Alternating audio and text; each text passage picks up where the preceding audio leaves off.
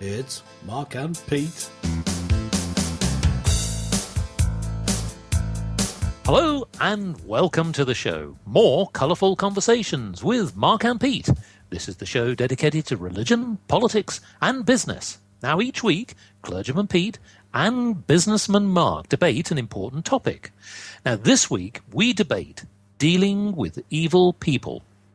I'm sure that as we've seen in the news today, that many people have been guilty of doing evil acts. We've seen it wash across our screens, and whether that's killings in Germany, France, and many other places. But what is the root cause of this problem? Well, I'm going to get straight to it and ask Clergyman Pete, what motivates people to do evil acts? Okay, here's my take on what motivates people to kill. And this is a simple answer. It's simply that when people want to kill other people, it's because they are at heart evil. They don't have a good motivation. There cannot be a good motivation for doing something evil. That's sort of the definition. But the problem with that is that evil comes in many, many forms. Yes. One of the simplest, most common forms of evil is simply selfishness. If you look at why do I want to kill someone, if I've been wronged, maybe people have been laughing at me, I've been bullied, I want to kill school children because school children used to bully me. What is the motivation? Revenge. An essentially selfish act. It's your ego wanting that revenge. What is the motivation to kill people?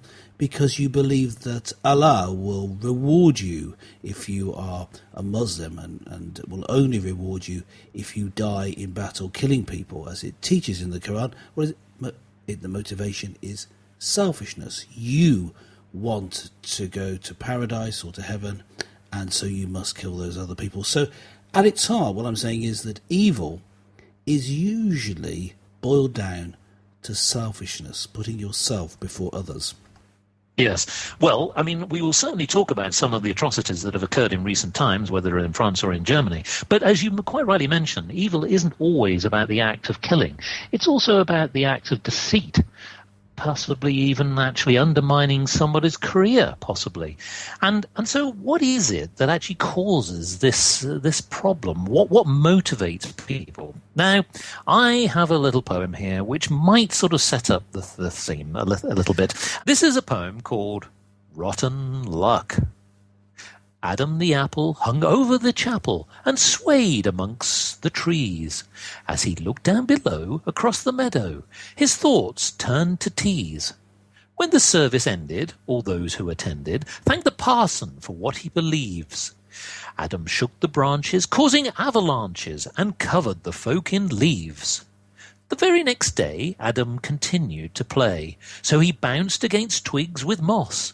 The parson was serene, covered in green, but folk became quite cross. Adam grew bigger and started to snigger at the folks' misfortunes and stress. When victims complained, with clothes stained, he threw down more mess. Swiftly an ill wind assisted, and Adam twisted, as this apple plunged fast to the floor. Folk knew he was beaten, and could not be eaten, for he was rotten to the core. So, what is it, as exemplified in this metaphor with Adam the apple? What is it, this evil within us that makes us want to do wrong things? So Adam was surveying the world, could quite easily have decided to do good things, but he decided to do bad things. Now, why is it that people will always choose the wrong path? Well, why is it? Why is it that people choose the wrong path? But you have to take a step back. Why is it they go and make a choice? You see, what you could do is just continue doing the right thing. You choose to do something wrong. You make a decision to go a particular path, and first of all, the thing is, well, I'm going to make this decision. Second, I'm going to choose something that you know is wrong. Why do you do that? Well, the answer is that it's not as simple as that, of course. It's more convoluted, and evil is masked with what appears to be good. It has a veil over it.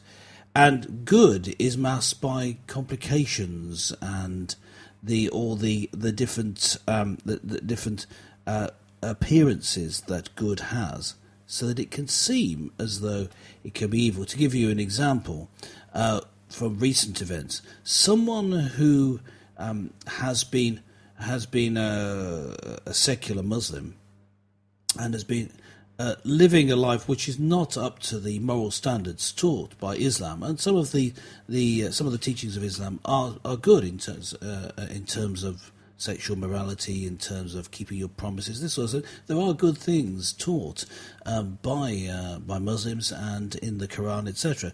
And they try to live up to those standards, but they don't. They fall into the secular ways, and then they find they're racked with guilt. Why? Well, because it goes against what their religion taught them. So you're at that point. What do you do to do good? Now, it's masked, you see. It's given a wrong appearance. Now, we would say, and you and I would say, and I guess the listener would say, well, what you need to do now is to stop doing those bad things and start doing the good things. That's what you need to do. But if you cannot be forgiven for them, as is taught in the Quran, you can only make up for them. What do you do? Well, as a good Muslim, the only thing to do is to go for the only route which guarantees that you'll be forgiven and sent into paradise, which is to kill the infidel and to kill apostates of the religion. And that's a motivation that appears to be doing good, but is actually evil. Whereas the good that you might have turned to appears to be evil because it's masked by the fact that you believe Allah can't forgive your past. So it's so complicated. Why do people choose to do evil? First of all, they act out of their selfish desires. But then, when they come to try and put it right, they don't know which way to turn. What do you think? What do you think, Rod? Is that convincing? Are people bamboozled into doing evil? Well, I think that what we should talk about is just a couple of the incidents. We won't dwell on them, but we'll talk about this idea of what is the inner evil. I personally feel that it is something about revenge, but it's also about temptation. Let's talk about the first one, revenge. So Ali Sonbali, who was the person guilty of causing the terror attacks in Munich, and this is the lone gunman, who killed quite a number of teenagers. And it seemed at the time that it was possibly that he was collaborating, but actually, as it turned out, he was on his own. And he clearly had a game plan, because as part of his strategy, he lured a lot of his victims via Facebook to a local McDonald's, effectively with the pretense that they could get free food. Of course, as we all know, he ended up shooting many, many people who died. Now, he possibly had some illness. We know that from the records now that he was seeking some form of psychiatric help, but either way, he was also citing the fact that he had been bullied. You mentioned it earlier in your address. So clearly there was an evil within him that had sort of festered over a period of time, and he was looking for revenge.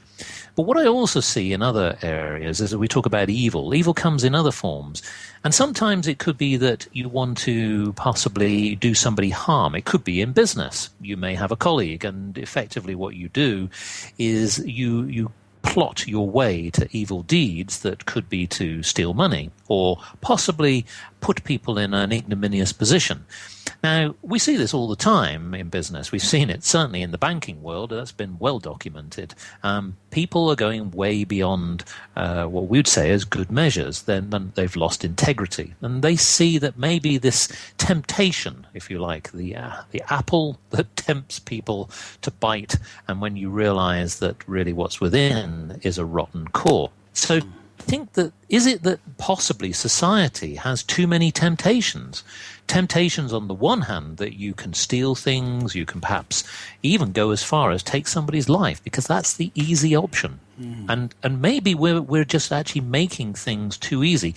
The harder route is to follow a good path, to work harder with your colleagues and do things that are good. Or possibly, if we take Mr. Sonbali's case, maybe he could have learned, maybe somebody could actually have taught him that We're all bullied at school at some point. Perhaps we're a victim by teachers. Maybe it is other pupils. Possibly it's by parents in some cases. Unfortunately, that's part of life. And life's learning means that you have to learn, and it is a little bit harder. Yes. And sometimes people will take the easier path, and evil often is seen to be the easier path. Yes. It's the easier path in that it's, if we use the metaphor of water following a path downhill, it's the way that your emotions go, your anger flows down this hill towards evil. Yes. And it needs to be stopped. Now, the Bible talks about this very situation, Romans 12:19. Never avenge yourselves, but leave it to the wrath of God, for it is written, vengeance is mine, I will repay, says the Lord. Now, that's good teaching. It teaches against taking things in your own hands. And it certainly, if that teaching had been taken on board, then this recent attack in which people were killed out of vengeance for supposed bullying in the past wouldn't have happened. But in order for that change of behaviour to happen, to make the right decision, it also requires two things. One is an actual belief in God, the God of the Bible, who says, vengeance is mine, I will repay. And second, an actual relationship with God, such that God's Spirit rests in you so that you are able to make this right decision. I don't see another religion or any sort of philosophy giving help here. We need to have a change of heart. That only comes by truly trusting God in Jesus Christ, who gives us a new heart. He gives us his Spirit. And then we can hand things over to God.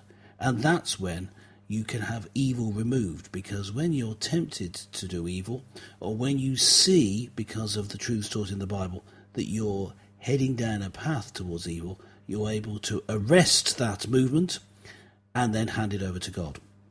Yes. One thing, this is just my personal view, but I've mentioned this in previous programs, is that when we are born, I often believe that there is a DNA, effectively, that your DNA, your makeup in whoever you are as an individual is such that you're embedded with a code, in the sense that you have a good and you have an evil.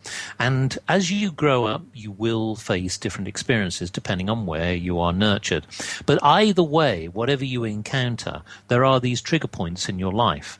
How you manage those, for example, if you recognize that there is an opportunity to do good, you trigger your good.